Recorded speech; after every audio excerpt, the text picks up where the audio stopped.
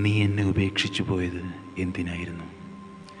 ഓരോ വാക്കിലും നീ എന്നോട് പറഞ്ഞിരുന്നത് ഞാൻ എൻ്റെ കാതുകൊണ്ട് കേട്ടിരുന്നു. ഞാനത് മനസ്സിലാക്കിയത് വളരെ വൈകിയായിരുന്നു. ഞാനും നിന്നെ പൂർണ്ണമായി മനസ്സിലാക്കിയിരുന്നു.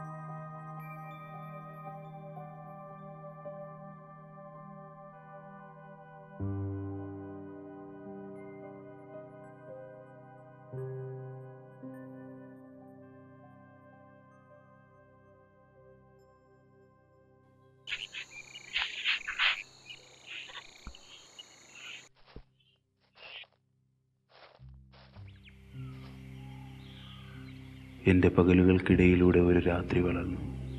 പെയ്തു തീർന്ന സ്വപ്നങ്ങളിൽ മൗനത്തിൻ്റെ മുറിവുകൾ.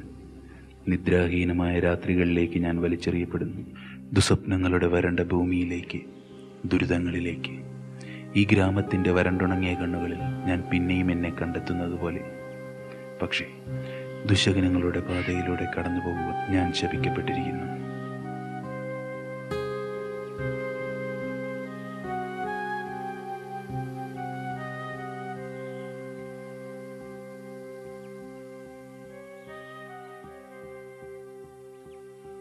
തീർത്തും നിശബ്ദനായ വ്യക്തി, അച്ചടക്കം, വിനയം, ഉത്തമ കലാകാരനും അടിച്ചമർത്തപ്പെട്ട് അവഗണന കടിച്ചമർത്തി ജീവിക്കുകയായിരുന്നില്ലേ ഇത്രയും കാലം? ഈശ്വര, എൻ്റെ സുഹൃത്തിനെ മനസ്സിലാക്കാൻ ഞാൻ വൈകിപ്പോയിരുന്നു. നീറുന്ന പ്രശ്നങ്ങൾക്കിടയിൽ മറ്റുള്ളവരുടെ കാര്യങ്ങൾക്കായി ആകുലപ്പെട്ടിരുന്ന ഹരിയുടെ ഇല്ലായ്മ എനിക്കെങ്ങനെ താങ്ങാനാകും? ലോകത്തിൻ്റെ അന്ധകാര ശക്തികൾക്കെതിരെ പോരാടാൻ എനിക്കൊപ്പം നിന്നിരുന്ന ഹരി ഒടുവിൽ അന്ധകാര ശക്തികൾക്ക് കീഴ്പ്പെട്ടു പോയത് എൻ്റെ ശ്രദ്ധയില്ലായ്മ കൊണ്ടാണ്. എനിക്ക് താങ്ങാനാവുന്നില്ല പ്രിയ സുഹൃത്തെ നിൻ്റെ വിരഹം. ആദർശങ്ങളും ഒടുവിൽ നിന്നെ കൈവിട്ടുന്നു. പണം, മൂല്യങ്ങൾക്കും നീതിക്കുമെതിരെ മുഖം മൂടി അണിഞ്ഞു ജീവിക്കുന്ന ആൾ ദൈവങ്ങളുടെ ആർത്തിപൂണ്ട സംസ്കാരത്തിൻ്റെ മൂർത്തീഭാവം. ഒടുവിൽ ഈ തീയാളിപ്പടർന്ന ഭൂമിയുടെ മാറിൽ ചേരും വരെ ഞാൻ പോരാടും. നിന്റെ വഴി ഞാൻ തിരഞ്ഞെടുക്കില്ല ഹരി. എൻ്റെ ജീവൻ എൻ്റെ കൈകളാൽ പൊലിയില്ല.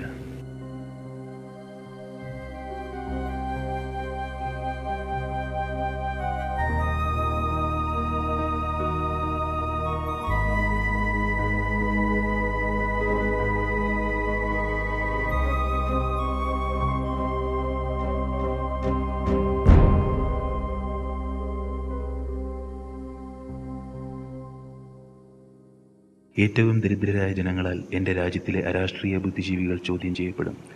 ഏകാന്തവും ചെറുതുമായ ഒരു ജ്വാല പോലെ രാജ്യം ക്രമേണ മരിച്ചുകൊണ്ടിരുന്നപ്പോൾ എന്തു ചെയ്തു എന്നവർ ചോദ്യം ചെയ്യപ്പെടും.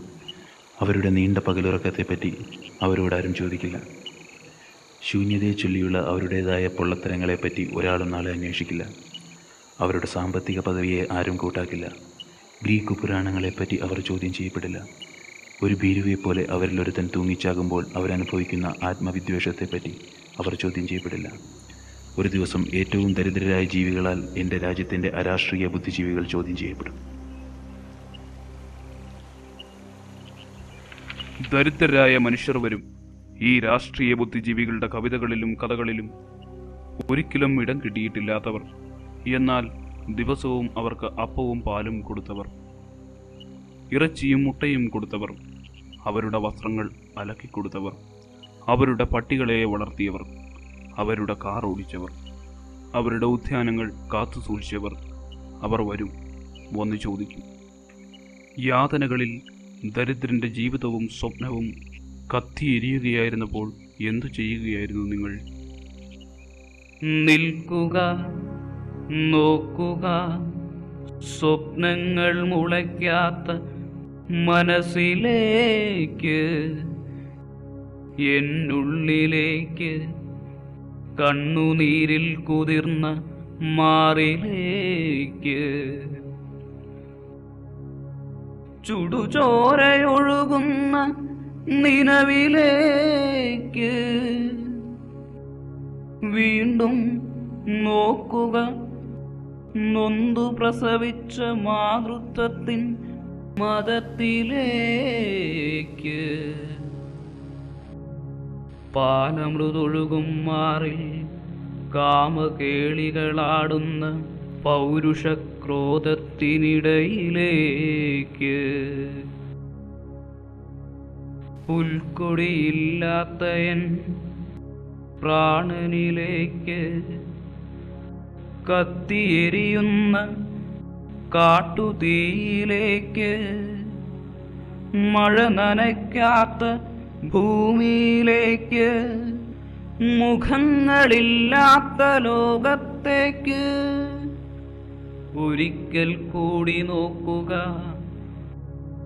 ഉറങ്ങാത്ത മിഴികളിലേക്ക്, വിണ്ടുകീറിയ വയലിലേക്ക്, വയറൊട്ടിയ കിടാങ്ങൾ തൻ നിലവിളികളിലേക്ക്, വിതുമ്പുന്ന മൗനത്തിലേക്ക്.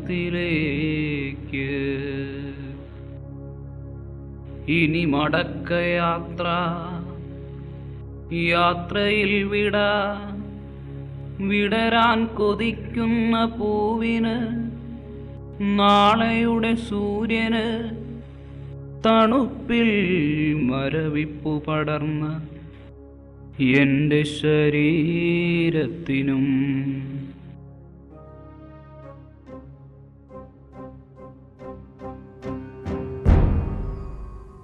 ഞാൻ യാത്രയാവുകയാണ് ശാന്തി നേടി ഈ ലോകത്തിന്റെ അറ്റത്തേക്ക്.